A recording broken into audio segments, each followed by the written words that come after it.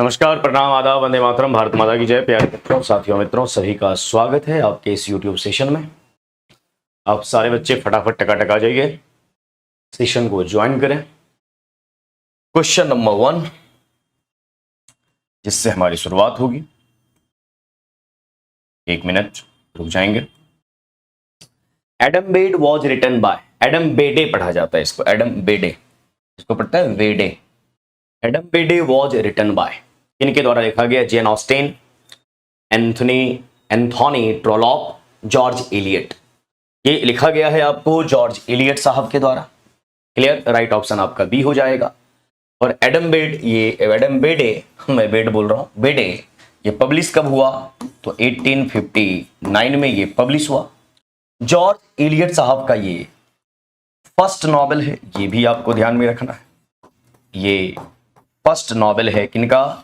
George Eliot का। George Eliot जो है ये इनका पेन नेम है। बहुत सारे राइटर के पेन नेम होते हैं। इनका एक और नाम है मैरी एन, या एन लिखते हैं या एन ए भी लिखा जाता है, ANNE, इवांस। ये इनका अदर नेम है, ये भी आपको याद रखना है। तो Adam Bede was written by George Eliot, published in 1859। George Eliot इनका पेन नेम है और इनका एक और नाम है Mary Ann Evans, ANNE, NA भी पढ़ा जाता है। चलिए, Akanksha Tiwari, good evening. Good evening जी। Priyam Kumari, good morning sir. Good morning, good evening पढ़ रहा हूं मैं, गुड मॉर्निंग है आकांक्षा का भी। Good morning, good morning sir. आपका ऐप पे कितना क्लास चलता है प्लीज बता दें। मेरा हर एक क्लास चलता है। BPSC TRE को लेके देखेंगे, SSC वगैरह को लेके देखेंगे, वोकैब का स्पेशल क्लास चलता है, लिटरेचर का अलग चलता है, सब बताएंगे सेशन के लास्ट में, ठीक है। और आप जितने बच्चे सेशन को देख रहे हैं, सेशन को जरूर लाइक कर दें और बहुत ही आराम से इस सेशन को हम पढ़ेंगे। BB फॉर बॉम्बे आपका आंसर होगा और ये एक कंप्लीट इंफॉर्मेशन। जेन ऑस्टिन का आप नाम सुनेंगे, ये ब्रिटिश राइटर हैं। एंथोनी ट्रोलॉप, ये भी ब्रिटिश हैं। जेन ऑस्टिन और ये जितने भी राइटर्स हैं ये आपके लिए मोस्ट इंपॉर्टेंट हैं। हर एक के बारे में आपको अच्छे से पढ़ना लिखना चाहिए। चलिए next question number 2। Virginia Woolf was born in, ये पैदा कब हुई? सबसे पहले वर्जीनिया उल्फ की बात करेंगे तो इनको मॉडर्निस्ट राइटर बोला जाता है और ये मोस्ट इंपॉर्टेंट है मॉडर्न युग में। 1879, 1882 और 1884 इनका जो बर्थ है, ये पैदा कब हुई? 1882 में। राइट ऑप्शन बी हो जाएगा। और वर्जीनिया उल्फ जो एक नैरेटिव डिवाइस है, कल भी बताए थे हम, नैरेटिव डिवाइस के तौर पे इन्होंने क्या इस्तेमाल किया था? Stream of consciousness. ये आप जरूर याद रखेंगे, ढेर सारे राइटर ने इस्तेमाल किया है। स्ट्रीम ऑफ कॉन्शियसनेस ये नैरेटिव डिवाइस है, लेखनी में इसका यूज होता है और वर्जीनिया उल्फ इनका इस्तेमाल की है, ये आपको ध्यान में रखना है। रानी कुमारी GP सहरसा, प्रणाम सर, प्रणाम प्रणाम। राइट ऑप्शन आपका 1882 हो जाएगा, वर्जीनिया उल्फ। जेन ऑस्टिन, अभी आया था, जेन ऑस्टिन ब्रिटिश राइटर है। ये डाइड इन 1817, 1817 में इनकी डेथ होती है। कहां पर? विनचेस्टर यूके में, बर्मिंघम यूके में, लंदन यूके में। इनका जो डेथ होता है उस प्लेस का नाम है Winchester UK. Right option A. इसीलिए मैं बार बार कहता हूं आपको, बर्थ, डेथ, प्लेस, हर एक चीज आपको याद रहना चाहिए। सिर्फ इनके वर्क्स या इनसे काम, मतलब वर्क्स या पब्लिशिंग ईयर नहीं, हर एक चीज आपको मालूम होना चाहिए। और ये सब जो क्वेश्चन है बहुत ही बेसिक है। थॉमस हार्डी डाइड इन 1912, ये आपका यहां पे गलत है। 1912 में इनकी डेथ नहीं हुई है, 1928 में इनकी डेथ हुई है। क्लियर, यहां पे रॉन्ग है, टाइपिंग मिस्टेक है। थॉमस हार्डी डाइड इन 1928 और कहां पे इनकी डेथ होती हुई है? लंदन इंग्लैंड में, विनचेस्टर इंग्लैंड में, डॉरचेस्टर इंग्लैंड में। तो इनकी जो डेथ हुई है वो हुई है डॉरचेस्टर इंग्लैंड में। किनका? थॉमस हार्डी का, जरूर आप याद रखें। Anthony Trollope was born in 1850। Anthony Trollope जो है वो 1850 में पैदा हुए। 1850 में वो पैदा हुए। कहां पर? लंदन यूके में, बर्मिंघम यूके में, लिवरपूल यूके में। तो ये पैदा हुए लंदन यूके में, है ना। कब पैदा हुए? 1815। द मिल ऑन द फ्लॉश, कल भी ये क्वेश्चन आया था। द मिल ऑन द फ्लॉश, इसके राइटर का नाम कल पूछा गया था। The mill on the flows was published in, ये पब्लिश कब हुआ, पब्लिशिंग ईयर आप जान ले, राइट ऑप्शन आपका क्या हो जाएगा, राइट ऑप्शन हो जाएगा 1860। 1860 में ये पब्लिश हुआ the mill on the flows, और इसके राइटर कौन है, तो जॉर्ज इलियट। जॉर्ज इलियट जो अभी आपने मेरे साथ पढ़ा, और जॉर्ज इलियट का मैंने क्या नाम बताया, मैरी एंड इवांस करके, यहां पे फर्स्ट क्वेश्चन था, है ना, किधर गया पहला question, George Eliot, Mary Ann Evans, और ये फर्स्ट नॉवेल है एडम बेड 1859 में, और ये जो अभी आपने पढ़ा, कौन सा पढ़ा, the mill on the flows, ये 1860 में पब्लिश हुआ, और ये इनका नॉवेल है the mill on the flows, George Eliot साहब, और इनका एक और नाम मैरी एंड इवांस, यार जरूर रखेंगे। सर सी ऑप्शन नहीं दिख रहा, नहीं दिख रहा, दिख तो रहा है सी, 1860। A passage to India was published in, सबसे पहले अ पैसेज टू इंडिया, इसके राइटर कौन है, E.M. Poster, E.M. Poster, F-O-R-S-T-E-R। E.M. Poster का कंप्लीट नेम क्या है, ई से होता है एडवर्ड, E-D-W-A-R-D, और एम से क्या होता है, मॉर्गन, M-O-R-G-N, और फोस्टर। तो E.M. फोस्टर साहब अ पैसेज टू इंडिया लिखे, पब्लिश कब हुआ, 1920, 1922, 1924, 1924 में ये आपका पब्लिश हुआ है, ठीक है। चलिए next, When was Ernest Hemingway, H-A-M-I है यहां पे, J नहीं है, टाइपिंग एरर, हेमिंगवे बॉर्न। सबसे पहले अर्नेस्ट हेमिंगवे के मिडिल नेम की बात करेंगे, यानी इनका कंप्लीट नेम में एक मिडिल नेम है Ernest Miller Hemingway, Ernest Miller Hemingway. कब पैदा हुए ये पैदा हुए आपको 1892, 1895, 1899, 1899 में ये पैदा हुए, और इनसे आपको ऑप्शन सी कट रहा है। Ram Bahadur Kumar good morning.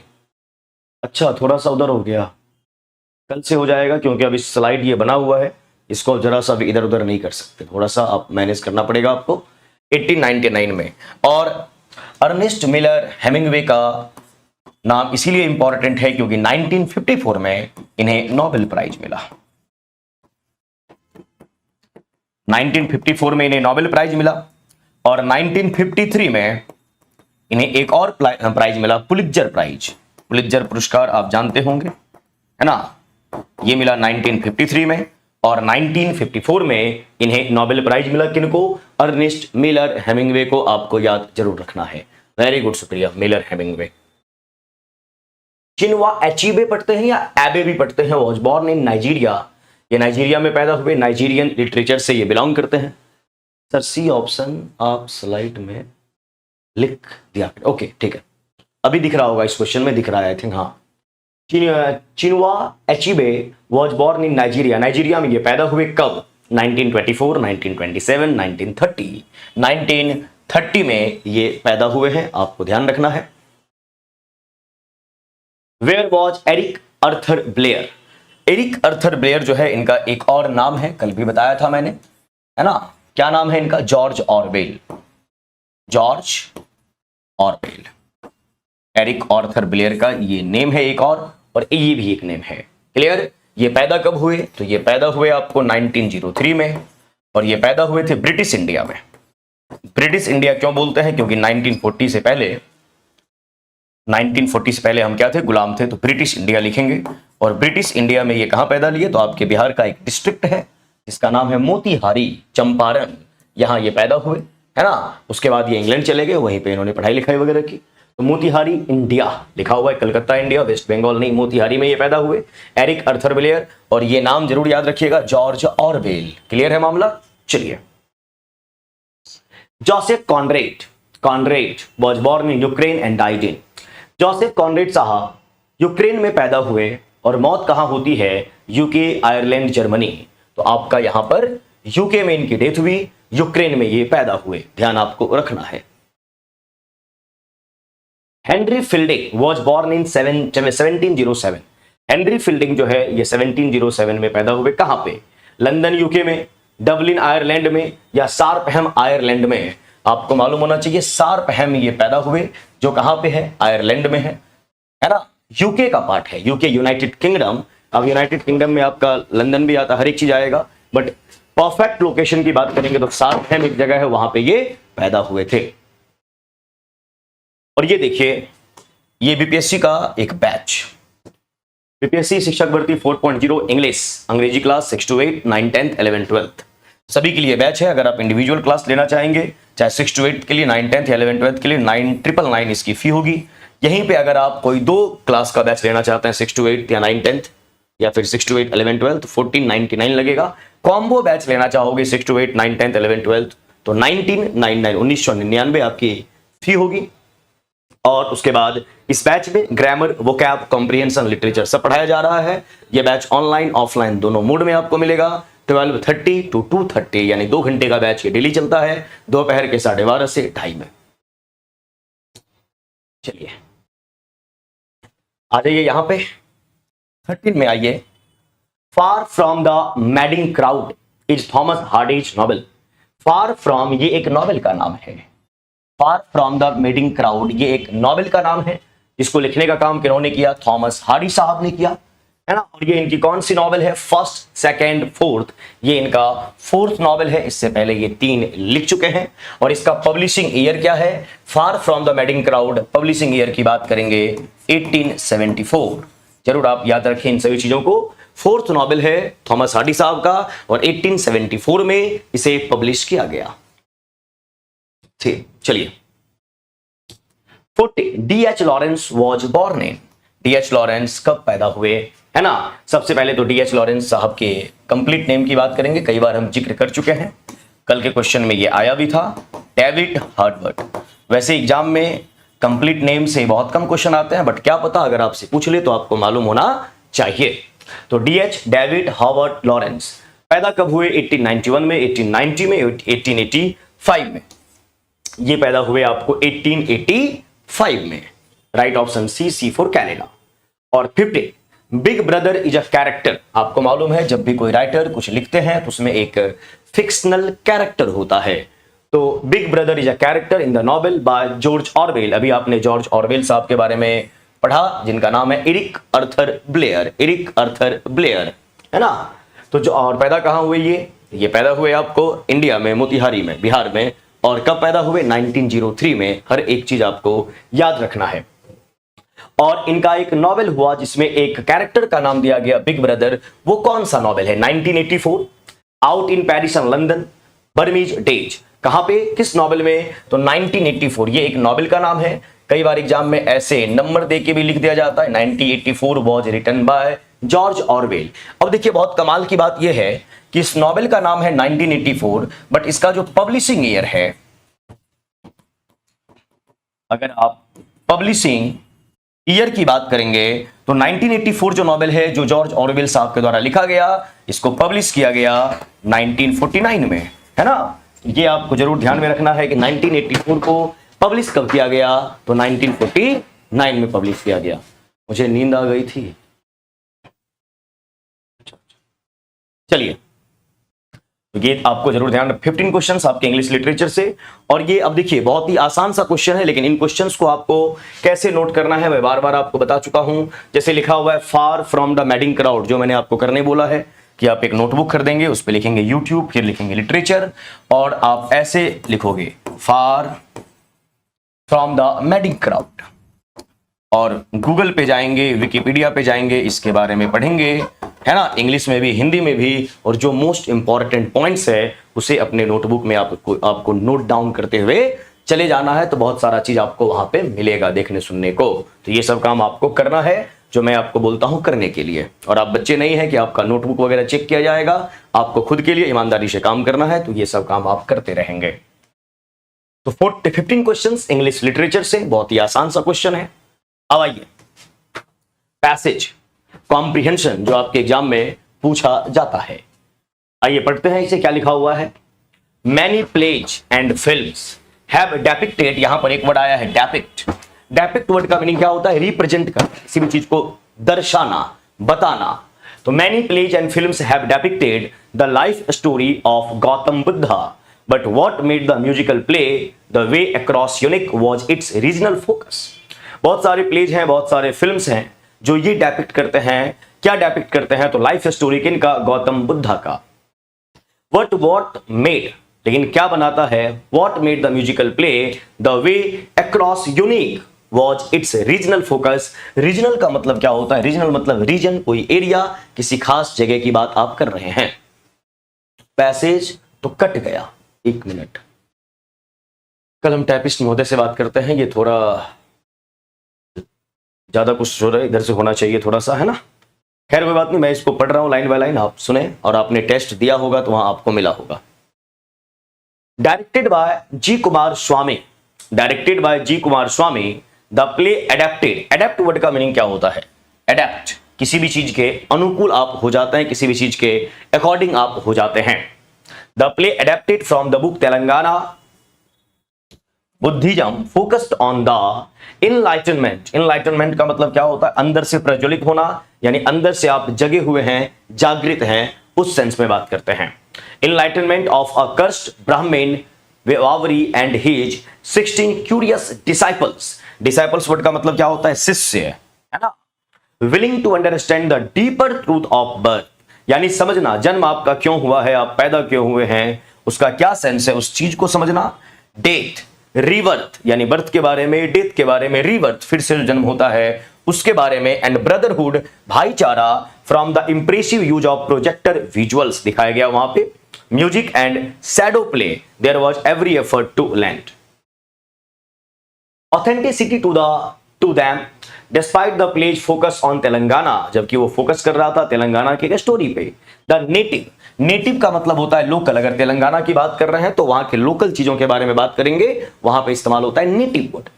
Essence, essence का मतलब क्या होता है? कल ये वर्ड आया हुआ था। एसेंस का मतलब होता है प्राइम, जो आपके लिए मोस्ट इंपॉर्टेंट है ना। एसेंस मतलब क्रक्स, जिसको आप निचोड़ बोलते हैं, जो उस चीज का प्राइम फैक्टर है, मोस्ट इंपॉर्टेंट है, आपके लिए महत्व रखता है।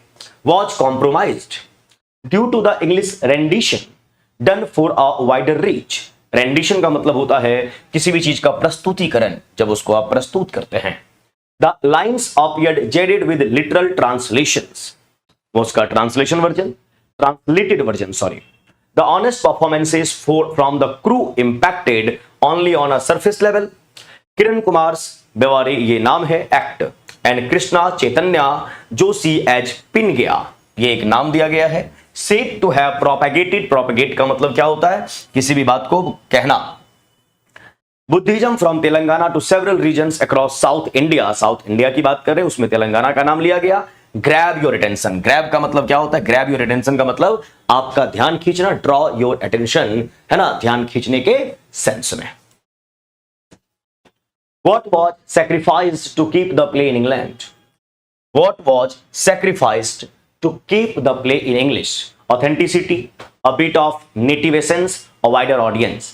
क्या उस प्ले का मतलब क्या है? मतलब what was sacrificed to keep play in English? किस चीज के बारे में बात की गई है? ऑथेंटिसिटी के बारे में, वाइडर ऑडियंस के बारे में, मीट ऑफ नेटिव एसेंस के बारे में। तो वहां पर एसेंस की बात की गई थी, नेटिव चीजों की बात की गई थी, और साउथ इंडिया पे फोकस किया गया है। तो राइट ऑप्शन आपका बी फॉर बॉम्बे, जहां पे तेलंगाना का नाम भी था। What was unique about the play The Way Across? क्या यूनिक है प्ले के बारे में? द वे अक्रॉस, किस सेंस में? रीजनल फोकस के बारे में। It was in English story line. Regional focus, regional focus की बात कर रहे हैं, क्योंकि वहां क्या बोला गया था? तेलंगाना नेटिव, वहां फोकस करने की बात थी। Right option regional focus. Kiran Kumar played the role of the, Kiran Kumar play कर रहे हैं रोल कौन सा? गौतम बुद्धा का, कष्ट ब्राह्मण बेवारी का, बुद्धाज डिसाइपल का। भैया किसके बारे में यहां बात कर रहे हैं? तो यहां आपकी बातें चल रही है कष्ट ब्राह्मण बेवारी, किरण कुमार जो रोल प्ले किए उस स्टोरी में, उस फिल्म में, उस प्लेज में। Who played spread Buddhism to South India? किसने प्ले किया बुद्धिज्म को फैलाया साउथ इंडिया में? बुद्धाज 16 डिसाइपल्स। पिन गया और बेवारी, किसने फैलाने का काम किया? तो पिन गया ने, ये आप पढ़े थे यहां पे, पिन गया। Who directed the play The Way Across? इसने डायरेक्ट किया जी कुमार स्वामी ने, बेवारी ने और किरण कुमार ने। तो डायरेक्ट किसने किया? तो डायरेक्ट किया था इस प्ले को जी कुमार स्वामी ने, डायरेक्ट करने का काम किया था। किरण कुमार बेवारी उसमें एक्ट कर रहे थे। तो राइट ऑप्शन आपका यहां तक। सबसे पहले पैसेज तो बहुत ही आसान था, लेकिन अगर आपको कोई प्रॉब्लम है तो आप सवाल कर सकते हैं, नहीं तो मैं आगे बढ़ता हूं। क्लोज टेस्ट, ये टीआरई में अभी तक पूछा नहीं गया है, लेकिन मैं डेली एक डालता हूं, क्या पता अगर आगे पूछ ले तो आप कंफ्यूज ना हो, आप प्रैक्टिस करते हुए चले, तो डेली एक क्लोज टेस्ट हम करते हुए चलेंगे। क्या लिखा हुआ है यहां पे, the rise in the Irrawaddy dolphin dash in Chilika can be attributed to the eviction of dash fish enclosure. Enclose किसी भी चीज को बंद करके रखना, इनक्लोजर जो उसका होता है। After thousands of hectares of Chilika lake, Chilika झील आप जानते होंगे। इरेवाडी डॉल्फिन्स, डॉल्फिन का एक टाइप जिसका नाम दिया गया है इरेवाडी, फाउंड अनऑब्स्ट्रक्टेड, ऑब्स्ट्रक्ट का मतलब होता है बाधित होना, अन का मीनिंग नॉट, यानी उस चीज को बाधित नहीं किया जा रहा है। Areas 4 were made dash due to the कोविड-19 लॉकडाउन लास्ट ईयर।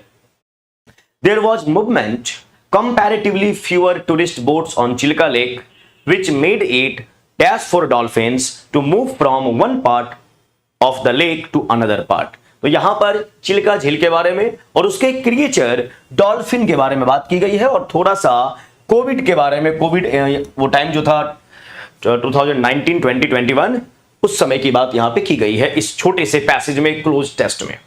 अब यहां से इसका क्वेश्चन स्टार्ट होगा, हम सॉल्व करेंगे। हमने पढ़ लिया, आइए। The rise in the Irrawaddy dolphin dash in Chilka can be attributed to the eviction of dash fish enclosures।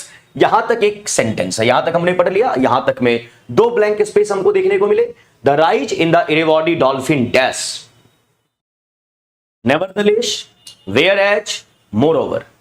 nevertheless जो आपका है ये कॉन्ट्रास्ट को बतलाएगा, whereas जबकि ये भी उस सेंस में, और moreover जब आगे आप कोई बात कहना चाहते हैं।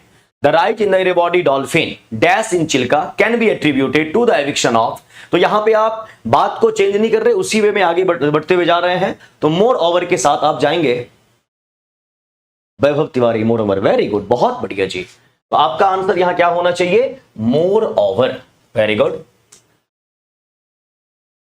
More over in Chilika can be attributed to the eviction of dash fish enclosures, dash fish enclosures. Hurtful, hurt का मतलब होता है चोट पहुंचाना, डिस्टर्बिंग, कंड्यूसिव, कंड्यूसिव यानी जो आसानी से वहां पे चला जा सकता है। तो यहां पर क्या सेंस मारा, हर्टफुल तो नहीं है, डिस्टर्बिंग भी नहीं है अभी तक की बात में, तो आपका यहां आंसर क्या हो जाएगा, कंड्यूसिव। एक बार पढ़ लेते हैं। इविक्शन, इविक्ट का मतलब होता है बाहर जाना, तो कंड्यूसिव फिश इनक्लोजर्स, तो 22nd में यानी कि 22 में आपका जो आंसर होगा वो होगा कंड्यूसिव। आगे आइए, क्या बोला गया है, fish. After thousand of hectares of Chilika lake free, है ना, थाउजेंड्स ऑफ हेक्टेयर्स की बात कर रहे हैं। इरेवाडी डॉल्फिन्स फाउंड अनऑब्स्ट्रक्टेड, अनऑब्स्ट्रक्टेड इसीलिए कंड्यूसिव वर्ड आया था, उसको किसी भी चीज से कोई प्रॉब्लम नहीं हो रही है। तो Irrawaddy dolphins found unobstructed areas 4 were made dash due to the कोविड-19 लॉकडाउन लास्ट ईयर। अब लॉकडाउन था, कुछ चल नहीं रहा होगा पानी में, जहाज वगैरह, लोग घूमने नहीं जा रहे होंगे, तो जो वाटर क्रिएचर है आराम से पानी में शेयर कर रहे होंगे, कंड्यूसिव हुए, उसी को बोला गया अनऑब्स्ट्रक्टेड, इसी को बोला गया। तो found unobstructed areas 4 were made dash due to the कोविड-19 लॉकडाउन लास्ट ईयर। अब यहां पर वर्ड मेड बोला गया है, किसके साथ जाओगे 23 में, आ जाओ देखते हैं।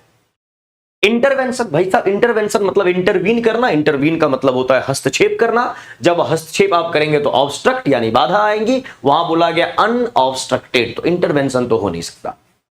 ट्रेसपास, ट्रेसपास का मतलब क्या होता है, अतिक्रमण, वहां पर कोई है ही नहीं, तो अतिक्रमण का भी कोई सेंस, वैभव जी अतिक्रमण नहीं होगा, ट्रेसपास नहीं होगा। और इनक्रॉचमेंट, अब यहां पर आप किसके साथ जाएंगे, तो देखिए ट्रेसपास वर्ब है, इनक्रॉचमेंट आपका नाउन है, इंटरवीन कोई इंसान करता है, ठीक है। तीनों वर्ड का मीनिंग सेम है, ग्रामेटिकल प्रोफाइल अलग है। इंटरवेंशन आपका यहां पे नाउन है, ट्रेसपास आपका वर्ब है, और इनक्रॉचमेंट MENT लग गया तो ये भी वर्ड आपका नाउन हो गया। इंटरवेंशन जो इंटरवीन किया जाता है, जो इंटरप्ट किया जाता है, वो लिविंग बीइंग के द्वारा होगा इन जनरल। अब यहां पर किसके साथ जाएंगे, तो ग्रामेटिकल प्रोफाइल के अकॉर्डिंग देखना पड़ेगा 23rd को। तो बोला गया unobstructed areas 4 were made dash. अब जो बनाया गया है, तो यहां पर मेड के बाद इसका चाहिए ऑब्जेक्ट, और ऑब्जेक्ट होता है नाउन, ना कि आपका वर्ब। ये आपको ध्यान में रखना है, दखल अंदाज, हाँ बिल्कुल। अब यहां पर हमारा ऑब्जेक्ट चाहिए, और ऑब्जेक्ट नाउन होगा, इंटरवेंशन नाउन है, बट जब आप इंटरवीन करते हैं, बीच में आके आप टपक पड़े, कुछ बोल दिया, उस सेंस में। ट्रेसपास वर्ब है ना, ट्रेसपास वर्ब के तौर पे ऑब्जेक्ट नहीं आता, ऑब्जेक्ट या तो नाउन बनेगा या फिर प्रोनाउन बनेगा, और यहां पे इंक्रोचमेंट है और ये नाउन है, तो हमें इसी के साथ जाना पड़ेगा, इंक्रोचमेंट के साथ, ग्रामेटिकल प्रोफाइल के अकॉर्डिंग आपको ध्यान रखना है। आगे आइए। ड्यू टू कोविड-19 lockdown last year there was movement dash comparatively fewer tourist boats on Chilika lake. अब बाद में तुलनात्मक रूप से हो रहा है, कुछ टूरिस्ट जो है वो नाव पे घूमने गए, कहां पे, चिलिका झील में, तो dash comparatively fewer tourist boats on Chilika Lake, which made it dash for dolphins to move from one part of the lake to another. Dash comparatively. अब 24 में क्या होना चाहिए, एक मिनट में ऊपर चला गया। 24 में क्या क्या वर्ड है आपका, नेटिव्स, इनहैबिटेंट्स, पॉपुलेशन। नेटिव का मतलब क्या होता है, नेटिव का मतलब होता है जो लोकल है, जो देशी है, जैसे हिंदी हमारी नेटिव लैंग्वेज है ना, देसी भाषा है। इनहैबिटेंट का मतलब होता है जहां के आप निवासी हैं, डोमिसाइल वर्ड इस्तेमाल करते हैं, है ना, जहां के आप हैं। और पॉपुलेशन, आबादी की बात कर रहे हैं। यहां पे क्या होना चाहिए, ये देखते हैं, dash movements, comparatively movement fewer tourist. अब टूरिस्ट लोग आए हैं, तो जैसे ही इंसान की बात करेंगे तो वहां पे इंसान की संख्या की बात करेंगे, पॉपुलेशन की बात करेंगे। Population comparatively fewer tourist boats on Chilika lake, है ना। हर एक सेंस को समझना है, आपसे आंसर आराम से आप दे देंगे अगर आपने सेंस को समझ लिया तो नेटिव्स की बात नहीं है, इनहैबिटेंट की बात नहीं है। अब टूरिस्ट वो कहां से आए हैं, तो आप नहीं बोल सकते उसी प्लेस से हैं। बिहार से भी कोई इंसान ओडिशा घूमने जा सकता है, बट एक बिहारी ओडिशा के लिए नेटिव नहीं कहलाएगा, इनहैबिटेंट नहीं कहलाएगा। उस सेंस में हम पॉपुलेशन वर्ड का इस्तेमाल करेंगे। आगे आइए। तो population comparatively fewer tourist boats on Chilika lake which made it for dolphins. अब लोग घूमने गए हैं तो वो डॉल्फिन के लिए क्या है, to move from one part of the lake to another. अब यहां पर विच मेड इट डैश क्या होना चाहिए 25 में, आओ देखते हैं। इनलेजिटिमेट, भैया इनलेजिटिमेट वर्ड जो है जिसका मीनिंग होता है आपको नाजायज, और इनलेजिटिमेट वर्ड इस्तेमाल करते हैं चाइल्ड के लिए। इनलेजिटिमेट चाइल्ड यानी नाजायज बच्चा, यानी अनमैरिड पेरेंट्स है, उनसे बच्चा पैदा हुआ है, उसको इनलेजिटिमेट बोला जाता है उस कॉन्टेक्स्ट में। अनकॉन्स्टिट्यूशनल, भैया अनकॉन्स्टिट्यूशनल जो संवैधानिक नहीं है, और इलीगल जो गैर कानूनी है। अब यहां पर क्या होना चाहिए, किधर गया, हाँ, which made it illegal for dolphins. अब डॉल्फिन के लिए वहां पे वो प्रॉब्लम क्रिएट हो रहा है, क्योंकि जब लोग जाएंगे, मान लीजिए पानी में कुछ भी नहीं है, नाव वगैरह नहीं चल रहा है, पानी शांत है, तो जो भी वाटर क्रिएचर्स है वो मस्ती में है, लेकिन नाव चल रही है, सब लोग घूमने जा रहे हैं, तो सब आपसे सेपरेट होंगे। तो इसके लिए क्या वर्ड होना चाहिए, तो 25 में देखिए क्या लिखा हुआ है, 25 में है आपका इलेजिटिमेट, वो तो चाइल्ड के लिए इस्तेमाल होता है। अनकॉन्स्टिट्यूशनल, संवैधानिक, संविधान की यहां बात नहीं हो रही, तो इलीगल के साथ हमें जाना पड़ेगा। आओ एक बार देख लें। Illegal for dolphins to move from one part to another, यानी लेक के एक पार्ट से दूसरे पार्ट जाने में उन्हें प्रॉब्लम हो रही है। इलीगल का सेंस वहां पे प्रॉब्लम के सेंस में, for dolphins to move from one part of the lake to another. हालांकि क्लोज टेस्ट ये जो क्वेश्चन है ये बीपीएससी टीआरई आपको आज तक नहीं पूछा है 3 बार के एग्जाम में, लेकिन क्या पता आगे पूछते, इसीलिए मैं एक डेली आपको देता हूं 5 क्वेश्चंस का ये सेट, है ना। एसएससी बैंकिंग में ये पूछा ही जाता है, टीआरई ने अभी तक नहीं पूछा है, तो पता नहीं, पूछ लेगा तो आपको तैयार होकर रहना चाहिए, नहीं पूछेगा तो कोई बात नहीं। आइए यहां पे सिनोनिम, है ना, वोकैब की बात कर रहे हैं। सिनोनिम, एक्यूज्ड, भाई साहब सबसे पहले तो एक्यूज्ड वर्ड जो आया है इसका पार्ट्स ऑफ स्पीच क्या होगा, एक्यूज्ड का पार्ट्स ऑफ स्पीच आपका होता है एडजेक्टिव, ये आपको ध्यान रखना है। दूसरी बात ये, एक्यूज्ड के साथ ऑफ प्रेपोजिशन का हम इस्तेमाल करते हैं। He was accused of murder, उसे उस मर्डर में दोषी पाया गया। एक्यूज्ड के साथ ऑफ प्रेपोजिशन का यूज करेंगे, ये आपको ध्यान रखना है। एक्यूज्ड का पार्ट्स ऑफ स्पीच क्या होता है, एडजेक्टिव होता है।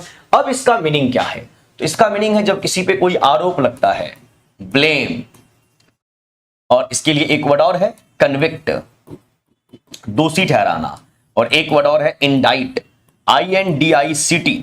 बहुत सारे बच्चे इसे इंडिक्ट पढ़ देते हैं, बट इसका करेक्ट प्रोनाउंसिएशन जो है इंडाइट है, इंडाइट, इंडाइट, इंडाइट, ना कि आप इसे इंडिक्ट पढ़ेंगे, इंडाइट पढ़ा जाता है। और यहीं से इसका ये तो इंडाइट आपका वर्ब हो गया।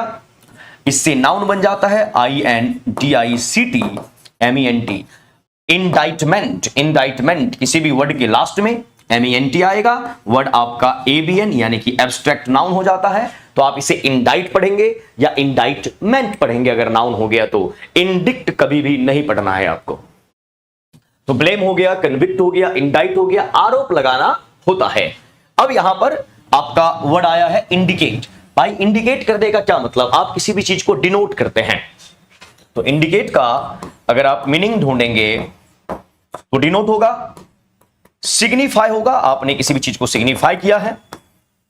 अप्राइज, APPRISE, अप्राइज वर्ड का मीनिंग होता है इन्फॉर्म करना यानी सूचित करना। तो वर्ड्स को याद रखेंगे, डिनोट, सिग्निफाई, अप्राइज और इन्फॉर्म यानी इंफॉर्मेशन देना। इंडिकेट वही होता है इंडिकेशन, है ना, इंडिकेटर, संकेत देने के लिए। फिर आपका वर्ड है इंडाइट। इंडाइट का मतलब मैंने बोल दिया आपको, आरोप लगाना होता है, किसी पे आप आरोप लगाते हैं, किसी को आप ब्लेम करते हैं उस सेंस में। और इंड्यूस करने का मतलब क्या होता है, जब किसी भी चीज को करने के लिए किसी को आप प्रेरित करते हैं, यानी आप क्या क्या कर सकते हैं। इंड्यूस के लिए सबसे पहला वर्ड एक कौन सा वर्ड आता है, बहुत अच्छा वर्ड है, परसुएड। हाँ, बहुत ही बेसिक वर्ड है परसुएड। जब किसी को मनाते हैं, फुसलाते हैं, कॉक्स, COAX, कॉक्स, मनाना, फुसलाना, पटाना। या विडल, WHEEDLE, विडल, इंड्यूस करना, किसी को प्रेरित करना, है ना, कुछ करने के लिए मनाना। फोर्स थोड़ा नेगेटिव सेंस में चला जाता है, इंड्यूस जो है ये पॉजिटिवली सेंस में मनाया जाता है, फुसलाया जाता है। फोर्स की बात करेंगे तो वो कोर्सन, जोर जबरदस्ती का सेंस आ जाता है, जो इसमें इंड्यूस में नहीं आता है। क्लियर, थोड़ा ये ध्यान रखना है। राइट ऑप्शन अब क्या होगा, एक्यूज्ड का सिनोनिम पूछा गया है, सिमिलर मीनिंग, तो right option B for Bombay हो गया। ग्रामेटिकल प्रोफाइल, वर्ब के थर्ड फॉर्म, और वर्ब का थर्ड फॉर्म अपने आप में एडजेक्टिव भी होता है अगर वो नाउन को क्वालिफाई कर रहा है तो। 27 में आपका वर्ड है एग्जैजरेट। इस वर्ड को पढ़ेंगे आप exaggerate, EXAGGERAT, exaggerate, exaggerate, exaggerate, exaggeration. Exaggerate word जो है ये आपका वर्ब है, एग्जैजरेशन बोलेंगे वो आपका नाउन हो जाएगा। तो एग्जैजरेट वर्ड का मतलब क्या होता है, बढ़ा चढ़ा के किसी भी बात को बोलना। हिंदी में हम मुहावरे इस्तेमाल करते हैं, तिल का तार कर देना, है ना, तो बढ़ा के बोलना। इसके लिए वर्ड आता है मैग्नीफाई करना। मैग्नीफाई, किसी भी चीज को आपने बढ़ा चढ़ा के बोला है। वैसे आप यहां जो वर्ड देख रहे हैं MAGNA, ये रूट वर्ड है मैग्ना, MAGNA, और मैग्ना का मतलब भी होता है लार्ज, है ना। किसी भी बात को बढ़ा चढ़ा के आप प्रस्तुत कर रहे, क्लियर। और बढ़ा चढ़ा के कौन बोलता है, जो बोस्टर होता है, BOAST, एक वर्ड होता है बोस्ट। बोस्ट आपका है वर्ब के तौर पे आप इस वर्ड को इस्तेमाल करते हैं, बोस्ट वर्ब है। और बोस्ट का मतलब होता है शो करना, दिखाना।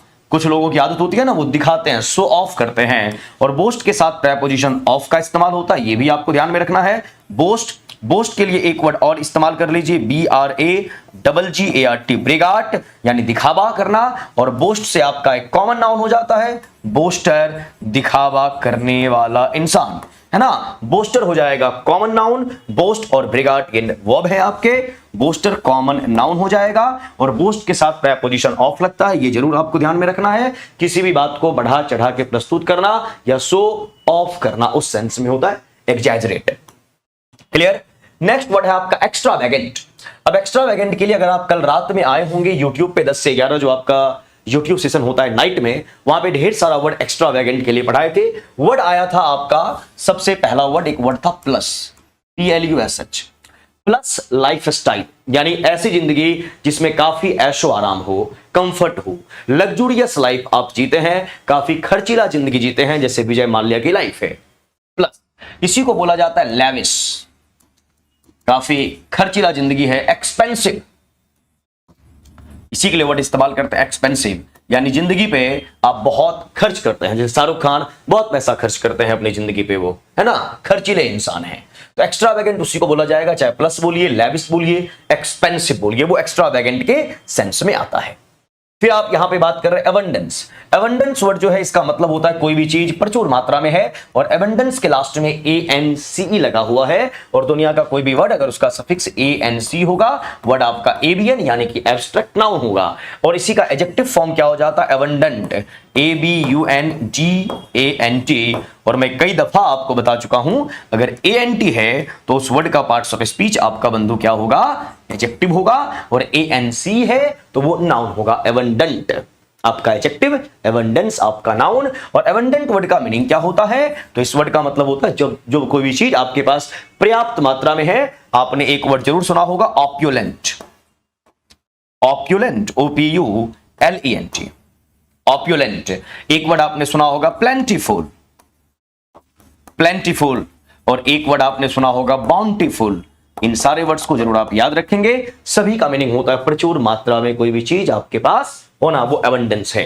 अंडर स्टेट, अंडर जहां पर भी आप बात करेंगे, अंडर का मतलब क्या हो जाता है, लो, यानी आपका जो वैल्यू है वह नीचे है ना। अंडर एस्टिमेट किया गया है, यानी आपका आकलन नीचे की ओर किया गया है। यानी अंडर स्टेट, यानी किसी स्टेट का मतलब होता है टू से समथिंग, कुछ कहना। इसी स्टेट से आपका नाउन बन जाता है स्टेटमेंट, कथन, है ना। स्टेट आपका वर्ब है, स्टेट वैसे नाउन हो जाएगा तो राज्य भी हो जाता है, जैसे बिहार है आपका।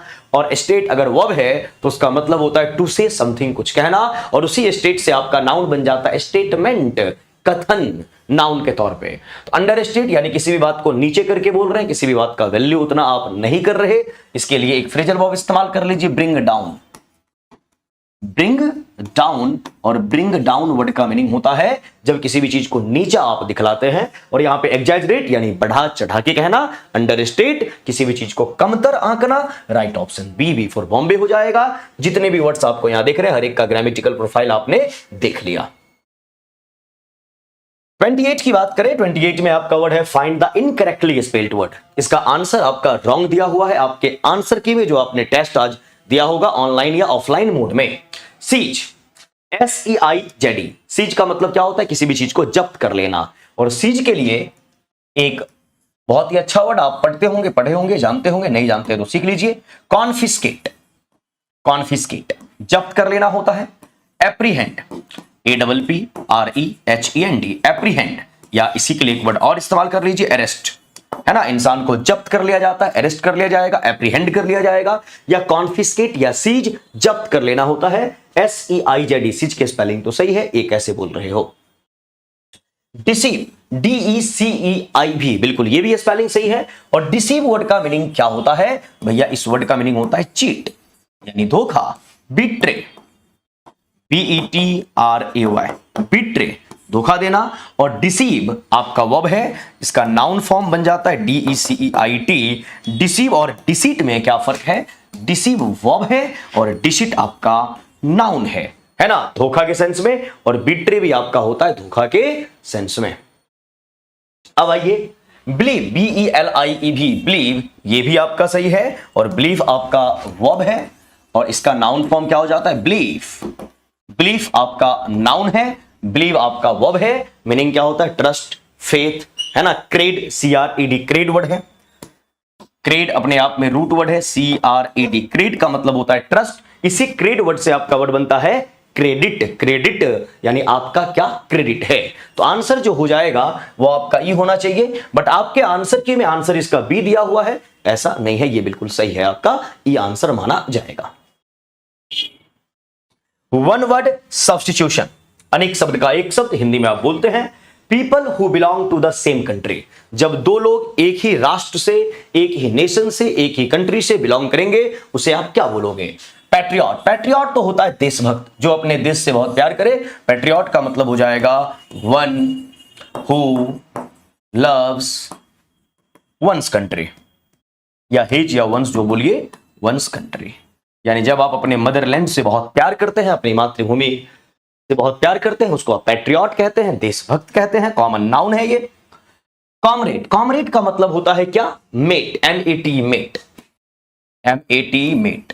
और मेट का मतलब होता है पार्टनर यानी कि साथी। और ये मेट वर्ड का इस्तेमाल हम भर भर के करते हैं, क्लासमेट, बैचमेट, रूममेट, है ना। तो मेट का मतलब साथी, उसी को कॉमरेड बोला जाएगा। जो पार्टनर है, जो आपका साथी है, साथ में काम करने वाले के लिए कौन सा वर्ड आता है, कलीग। कलीग, बहुत सारे बच्चे इसकी स्पेलिंग गलत लिखते हैं और उसके बाद प्रोनाउंसिएशन भी गलत, COLLEAGUE, ए यहां मिस हो गया है ना। कलीग पढ़ा जाता है इसे। कलीग का मतलब क्या होता है, साथी, जो साथ में काम करने वाला है, को वर्कर आप बोलते हैं।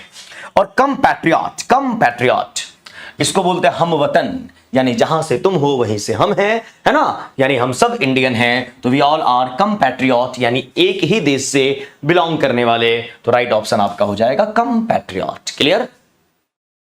30 इडियम एंड फ्रेज की बात करेंगे।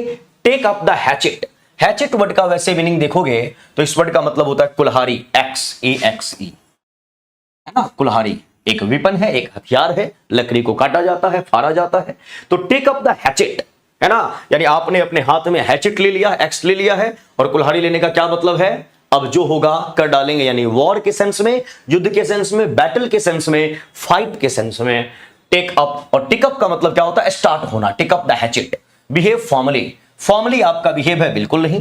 परसू अ चांस, परसू का मतलब क्या होता है, किसी भी चीज को चेंज करना, एक अपॉर्चुनिटी मिल जाए उस पर आप काम करें।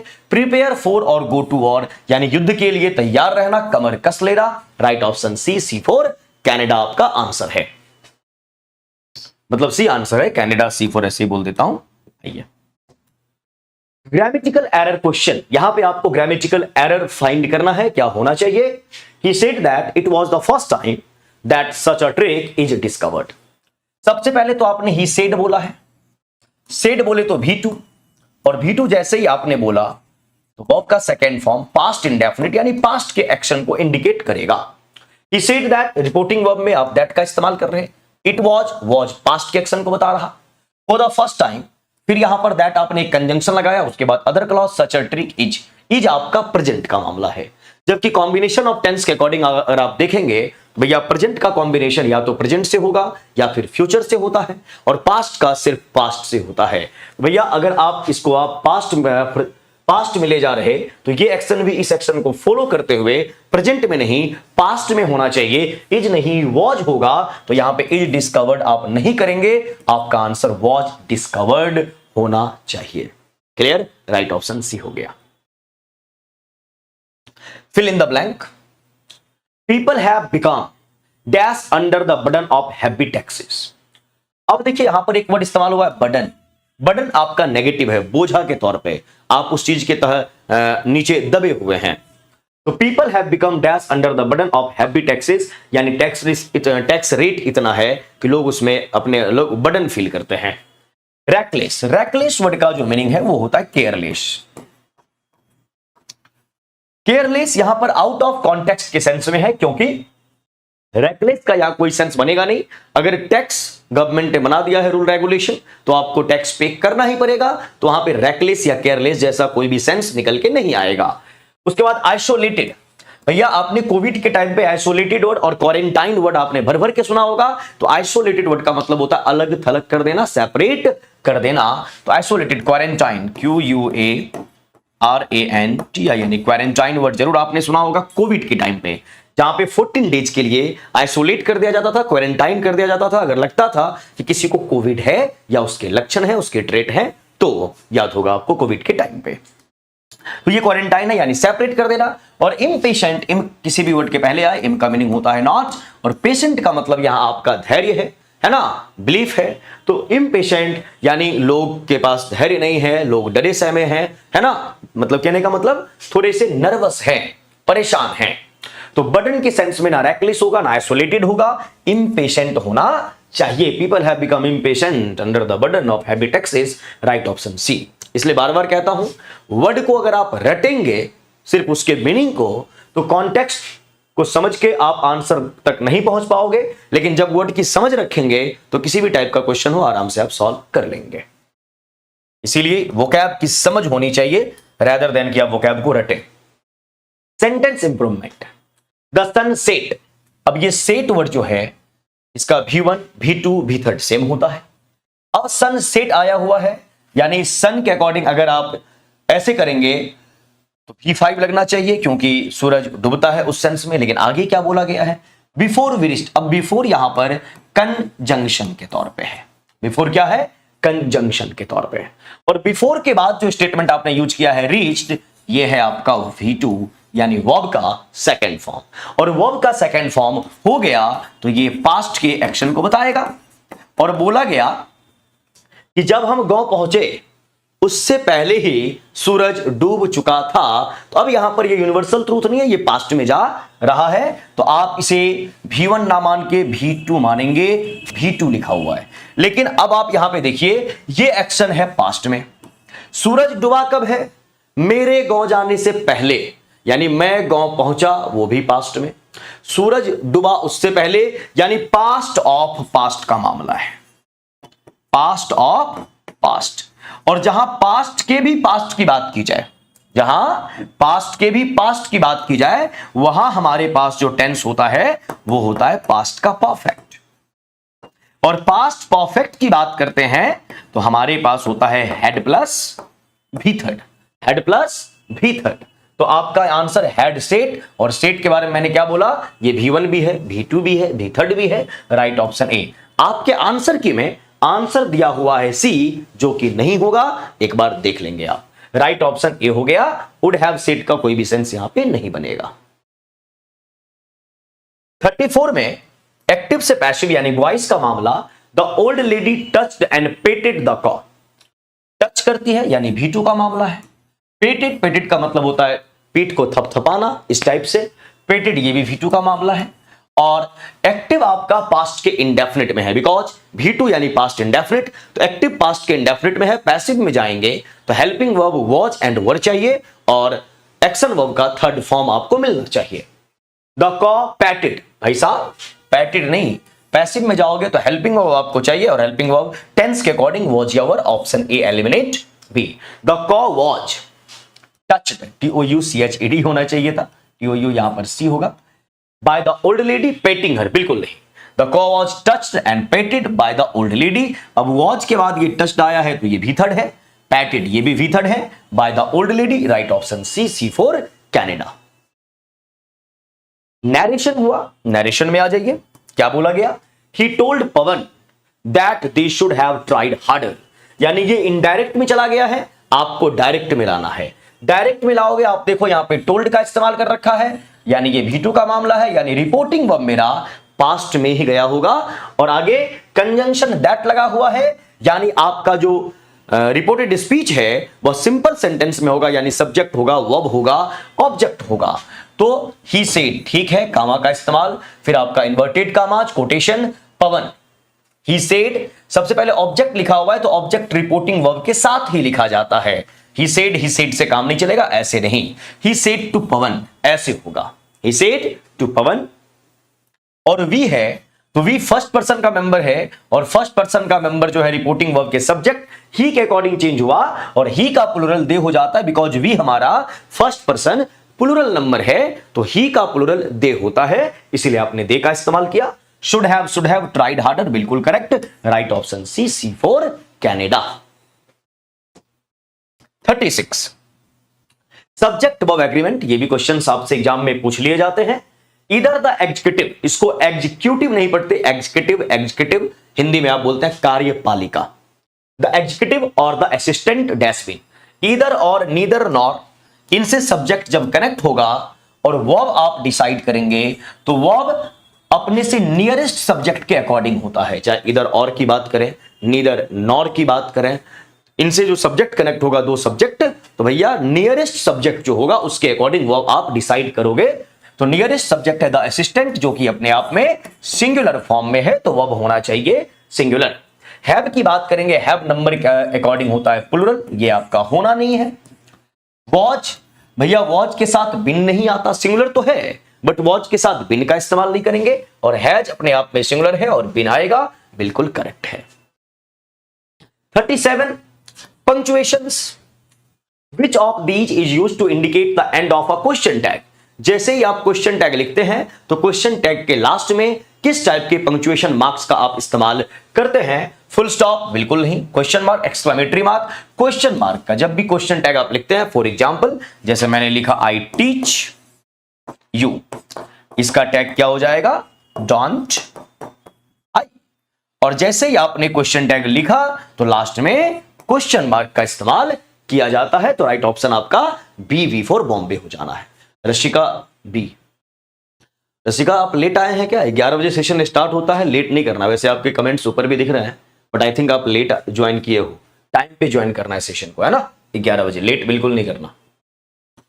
आइए 38, poetic device, literary device, literary terms, identify the literary device in this sentence. Clap, boom, bang. ये क्लैप क्या है? जब आप ताली बजाते हैं तो आवाज होती है ना। जब आप गेट लगाते हो तो आवाज होती है, या पानी को आप फेंकिए तो छपाक की वो आवाज होती है, स्प्लैश, है ना। तो किसी भी चीज का आवाज उसी के जैसा होना, उसको आप पोएटिक डिवाइस के तौर पे क्या बोलेंगे? एलिट्रेशन। भैया एलिट्रेशन तो वो होता है जहां पे वॉवेल बोल रहा हूं, कॉन्सोनेंट साउंड या लेटर रिपीट होता है, वो एलिट्रेशन है। सॉरी, मेटाफर में आप कंपैरिजन करते हैं बट वहां पे एज और लाइक वर्ड नहीं होता। और ओनोमैटोपोइया, इसका लेना देना सेम साउंड से है, यानी जैसा लिखा जाता है वैसा ही आवाज हो, उसी को ओनोमैटोपोइया कहते हैं। Right option C for Canada.